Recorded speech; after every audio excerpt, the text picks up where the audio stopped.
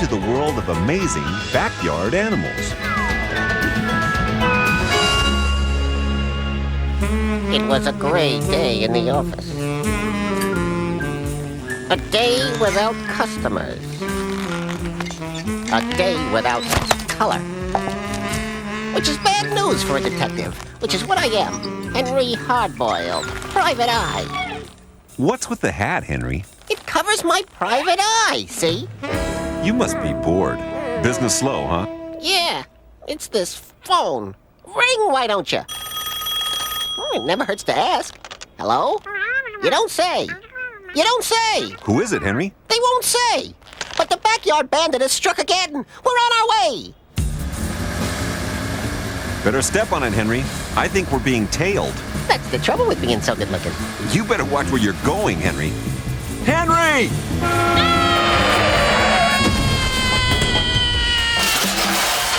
Well, that's one way to lose a tail. No, it's still here. It's just a little bent. Where are we? Someone's backyard. I smell a rat. No wonder. What seems to be the problem? Interesting. There's your crime, Henry. It isn't that bad. Not the stand. The sculpture has been stolen. So, the backyard bandit must be a backyard animal himself to take a thing like that. Where were you on the night of the 4th? Well, hard-boiled Henry, you sure have your work cut out for you. If you look hard enough, even in your own backyard, you'll find loads of suspects where animals and humans share the same living space. What I need is a local informer to help me investigate. How about the cat? She's on garden patrol night and day. That's one way to get your kicks. Henry, not all backyard animals naturally live alongside humans. They've been adopted as pets. Now I know why that cat's always on the prowl. She's looking to adopt a snack.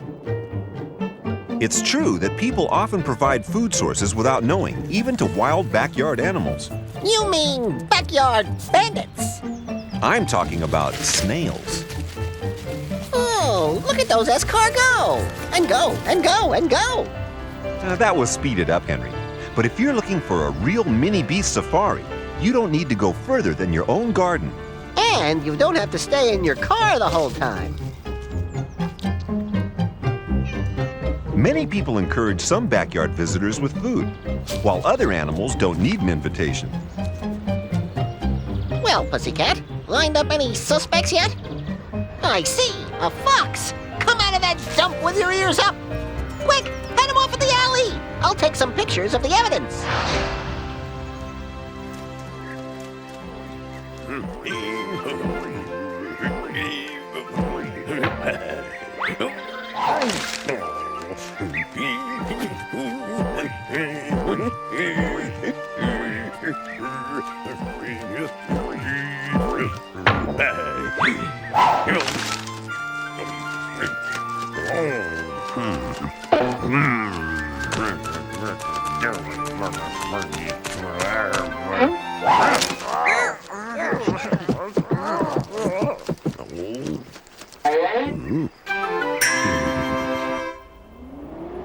Henry, what are you doing? I'm building up a profile of this backyard bandit. Oops! How did that get in there? What sort of animal could it be? So, he has feathers, does he? And some kind of wool. A trail of slime. Figures. Some sort of antlers. And this? That's all the clues I need. You're sure now? So much of detective work is computerized these days.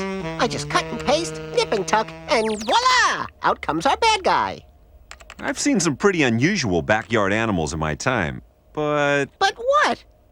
With all kinds of animals living near people, you never know what unusual suspects might turn up. That's true. Some people even have to worry about cobras coming in for a visit. You mean poisonous snakes? Exactly. In Africa, with farms on the edge of wild land, hungry and curious cobras sometimes come looking for a meal. What? A dozen eggs and some chicken wings to go? Could be. Or even some baby chicks. Cobras can swallow them whole. The beast! Now, Henry, all is fair in the wild, remember? Even these snouted cobras have to eat. If I were one of those chickens, I'd be scared. But then, I guess they aren't called chickens for nothing. Really, Henry, the rooster behaves heroically, doing everything he can to keep the coop safe from attack, which in this case means moving everyone to a higher perch. And yet another predator strikes out in his quest to capture a decent meal. Somebody ought to tell these guys about convenience stores. Such as this one. Very funny. That's another farm somewhere else in Africa, and they also get cobras in their backyard sometimes.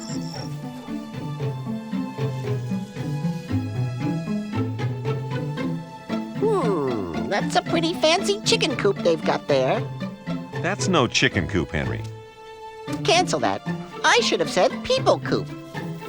But what's that cobra up to? She's much too large to swallow, I'm sure. Don't worry, cobras won't prey on anything they can't swallow. They only pose a danger if you get too close and scare them. And if it's a spitting cobra, it spits to defend itself. How rude! But I never thought the snake would be as scared as the girl.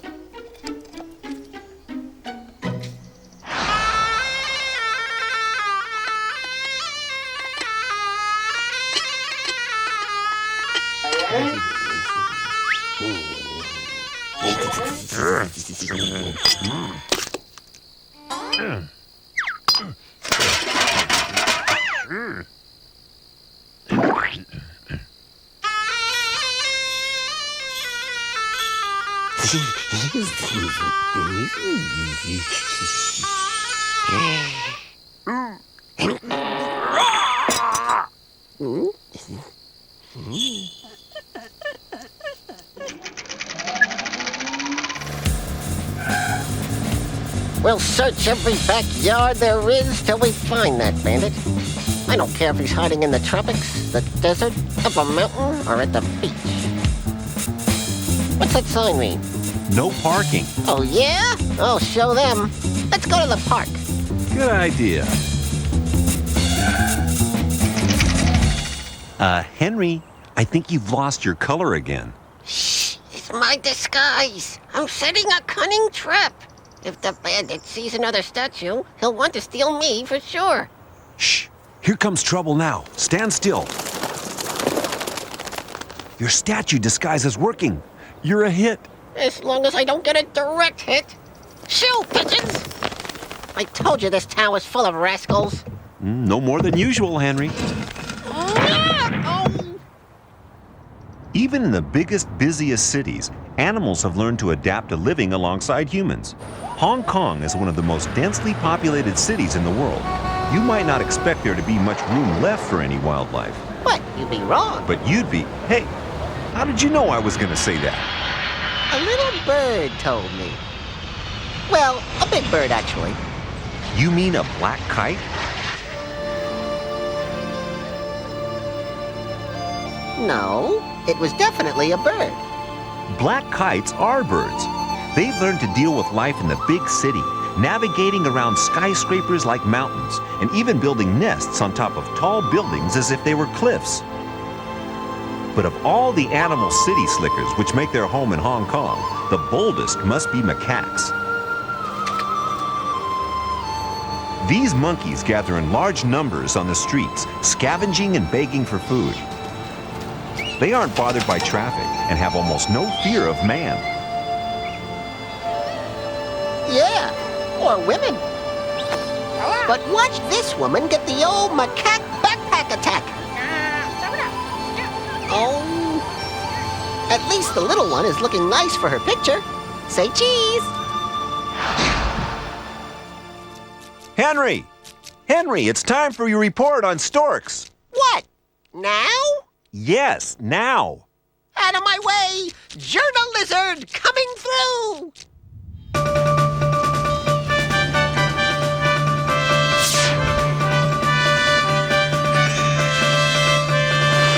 Tonight, bath time ends in bad hair day. And cold feet for cold-blooded swimming champ.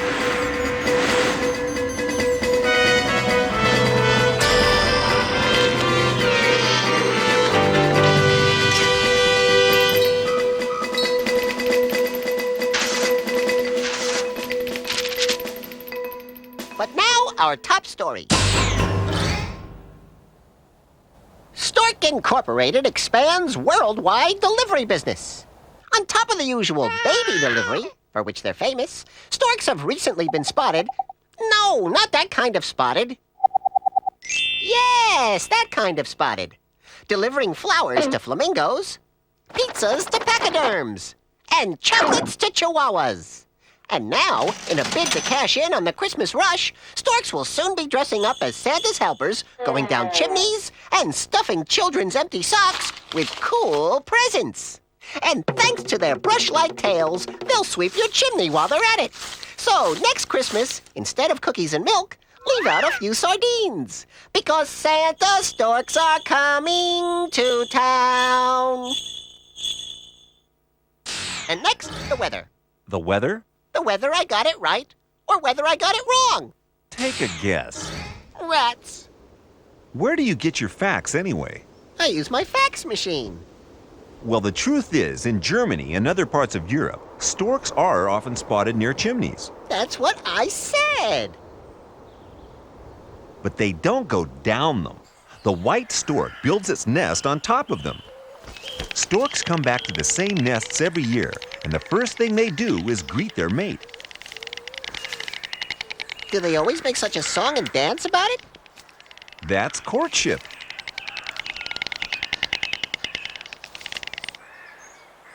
Storks can also be found nesting on top of telephone poles, and any place generally where they're out of a predator's reach. But that doesn't mean their nests are always safe where they are. Many people consider having a stork living on their roof lucky, but not everyone likes having their chimney filled with twigs. Or is that just an easy way to gather firewood? Not for storks, who spend a long time building their nests. They'd rather add to an old nest than build a new one, and then pass it down to their children. Eventually, the nests can become massive, and some are more than 400 years old. Excuse me, but that is amazing.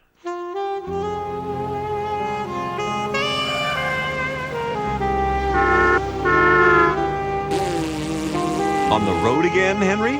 That's detective work for you. An endless trail of greasy burger joints and cheap motels. What a life. At least I always have plenty of free soap. The Lizard Inn. Reptiles welcome. But what about bandits? You check inside, I'll go around the back. Let's flush them out. Okay.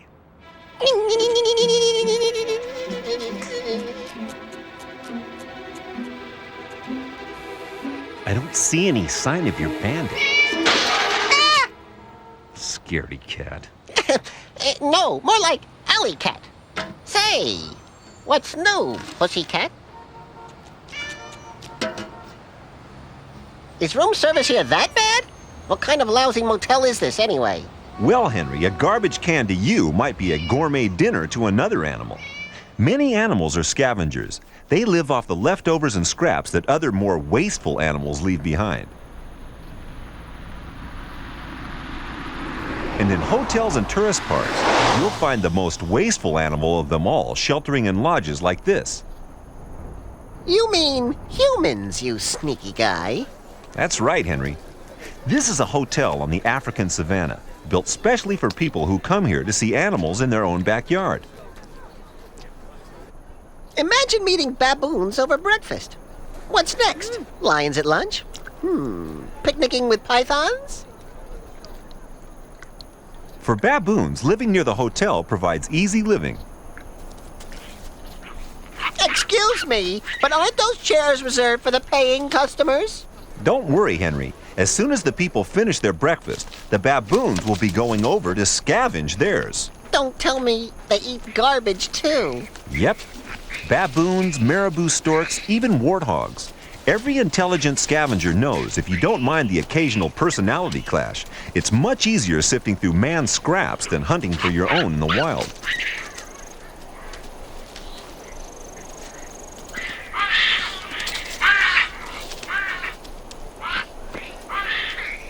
These guys give junk food a whole new meaning. It's a guaranteed food source.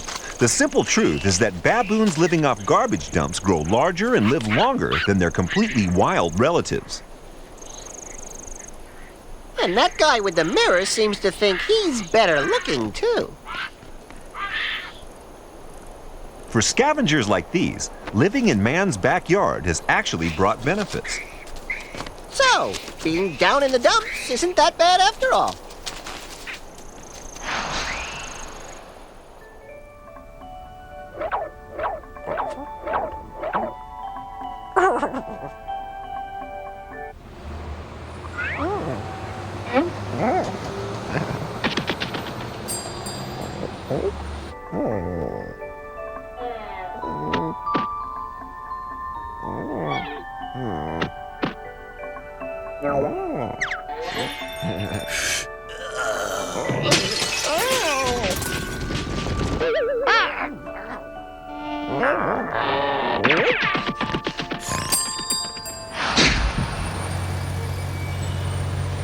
So, Henry, are you ready to admit you're absolutely clueless? Never. I just need to recharge my batteries with some brain food. Hi there. I'll have pie and a cup of joe, please. That's right. Pie and a cup of joe.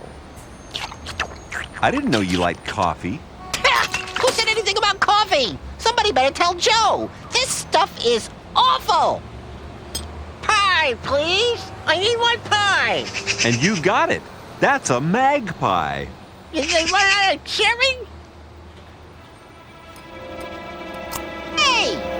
That must be the backyard bandit. Follow that bird. Now which gear is it? Oops. No! Oh, excuse me. Did anyone see a magpie go by? Over here, Henry. Over here. Aha! It's as plain as black and white. That bird's our bandit. Don't jump to conclusions, Henry. Better keep an eye on him first. What a master of disguise. Here he is impersonating a clothespin. Which makes it all the easier to get within striking distance of his next victim. The morning milk delivery. And with the battle cry of... He's on that bottle like a cat onto cream.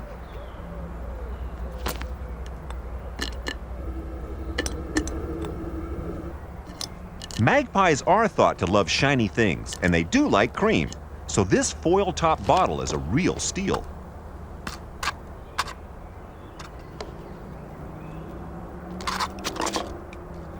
Uh-oh! Here comes trouble.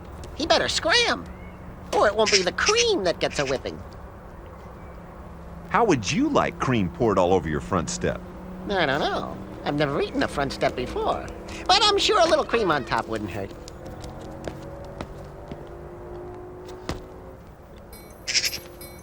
But no time for that now.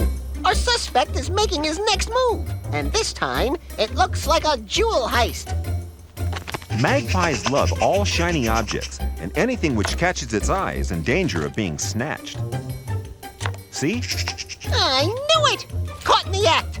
Chill, Magpie, chill! Don't you mean freeze, Henry? No, that would just be too cold. Ooh. Your suspect's making his getaway. To the golf course? Quiet, please. It looks good. Nice shot.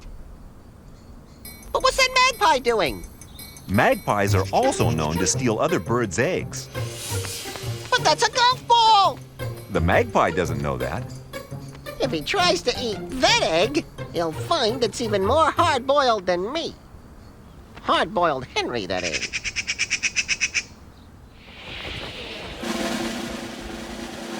And now, ladies and gentle lizards, it's time for Henry's amazing Golden Gecko Awards. The winners of my all-time best amazing backyard animal are... In third place, the only kite I know who never gets stuck in a tree, the black kite. In second place, for proving you don't have to be a millionaire to eat like one, our friend, the baboon.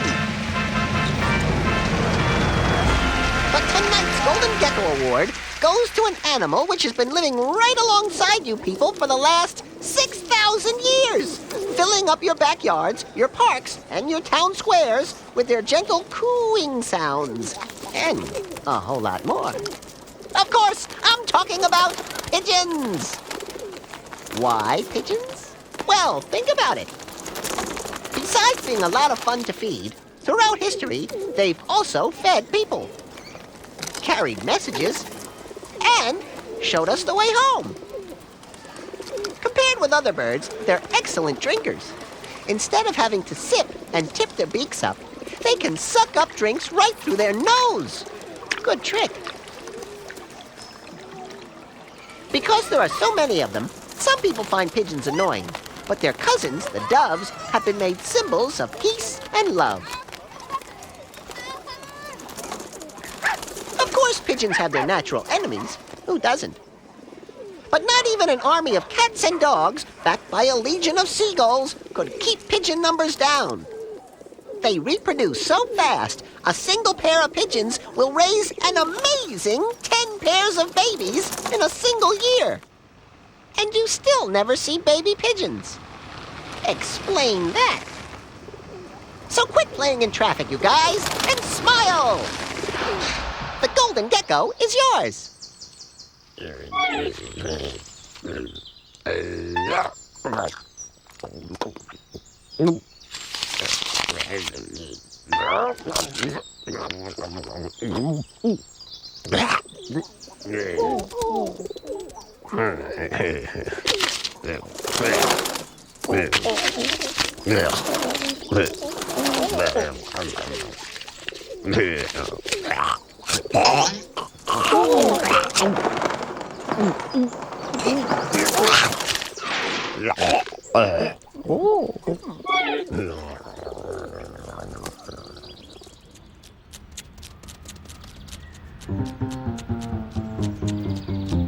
This is it, the bandits' hideout.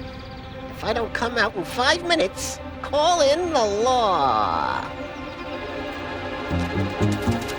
Henry, are you okay? Uh-oh. Aha! Okay, Magpie, the gig is up. Caught withholding the evidence.